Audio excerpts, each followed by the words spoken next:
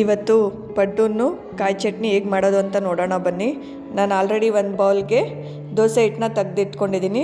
ಅದಕ್ಕೆ ಒಂದು ಹಸಿಮೆಣ್ಸಿನ್ಕಾಯಿನ ಸಣ್ಣದಾಗಿ ಕಟ್ ಮಾಡ್ಕೊಂಡು ಸೇರಿಸ್ಕೊತಾ ಇದ್ದೀನಿ. ಆಮೇಲೆ ಒಂದು ಈರುಳ್ಳಿನ ಸಣ್ಣದಾಗಿ ಕಟ್ ಮಾಡಿ ಸೇರಿಸ್ಕೊತಾ ಇದ್ದೀನಿ. ಅದಕ್ಕೇ ಒಂದು ಸ್ವಲ್ಪ ಕೊತ್ತಂಬರಿ,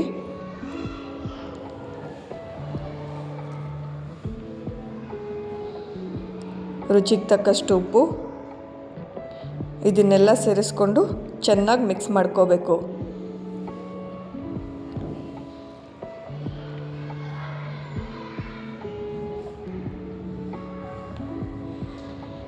ನಾನು ಇಲ್ಲಿ ಪಡ್ಡು ಮಾಡೋ ಪಾತ್ರೆನ ಸ್ಟವ್ ಮೇಲೆ ಇಟ್ಕೊಂಡು ಬಿಸಿ ಮಾಡ್ಕೊಂಡಿದ್ದೀನಿ.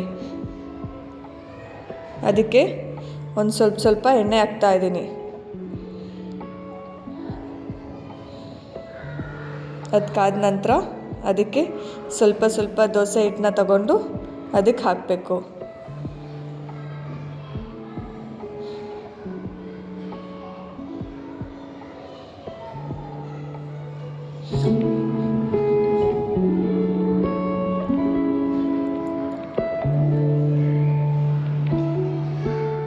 ಹೀಗೆ ಎಲ್ಲ ಕಡೆ ಹಾಕ್ಕೊಬರ್ಬೇಕು.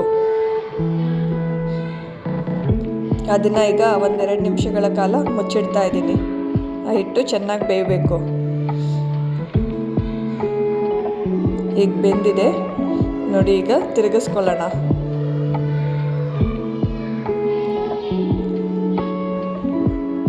ಎಲ್ಲನೂ ಹಂಗೆ ತಿರುಗಿಸ್ಕೋಬೇಕು.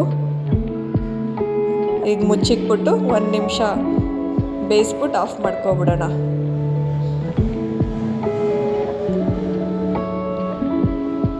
ಈಗ ಚಟ್ನಿ ಮಾಡೋಕ್ಕೆ ಒಂದು ಜಾರ್ಗೆ 1 ಬೌಲು ತೆಂಗಿನಕಾಯಿ ಹಾಕ್ಕೊತಾ ಇದ್ದೀನಿ. ಒಂದು ಅರ್ಧ ಕಪ್ಪಷ್ಟು ಕಡಲೆಪಪ್ಪು,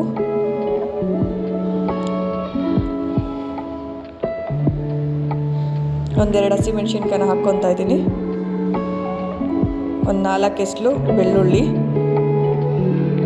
ಒಂದೆರಡು ಚಿಕ್ಕ ಪೀಸು ಶುಂಠಿ ಸೇರಿಸ್ಕೊತಾ ಇದ್ದೀನಿ. ಒಂದು ಸ್ವಲ್ಪ ಉಪ್ಪು. ಇದನ್ನೆಲ್ಲ ರುಬ್ಕೊಬರೋಣ. ರುಬ್ಕೊಬಂದಮೇಲೆ ಲಾಸ್ಟಲ್ಲಿ ಸ್ವಲ್ಪ ಕೊತ್ತಂಬರಿ ಸೇರಿಸ್ಕೊಂಡು ಸುಮ್ಮನೆ ಆಫ್ ಮಾಡಿ ಆನ್ ಮಾಡ್ಕೊತಾ ಇದ್ದೀನಿ. ಈಗ ಚಟ್ನಿ ರೆಡಿಯಾಗಿದೆ. ತರಿಯಾಗಿರಬೇಕು ಚಟ್ನಿ. ಇವಾಗ ಬಾಣಲೆಯಲ್ಲಿ 1 ಸ್ಪೂನ್ ಎಣ್ಣೆ ಹಾಕಿ ಕಾಯಕ್ಕೆ ಇಟ್ಕೊಂಡಿದ್ದೆ. ಅದಕ್ಕೆ ಸಾಸಿವೆ,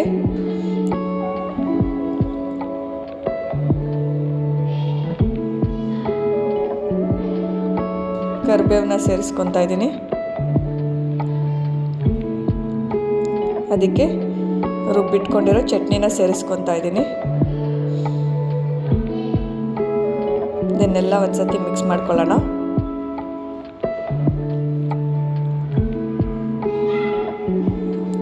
ಕಾಯಿ ಚಟ್ನಿ ರೆಡಿಯಾಗಿದೆ. ಇದು ಪಡ್ಡುಗೆ, ಇಡ್ಲಿಗೆ, ದೋಸೆಗೆ ಎಲ್ಲದಕ್ಕೂ ಚೆನ್ನಾಗಿರುತ್ತೆ. ಹೀಗೆ ನನ್ನ ಚಾನಲ್ನ ಸಬ್ಸ್ಕ್ರೈಬ್ ಮಾಡಿ ಸಪೋರ್ಟ್ ಮಾಡ್ತಾಯಿರಿ.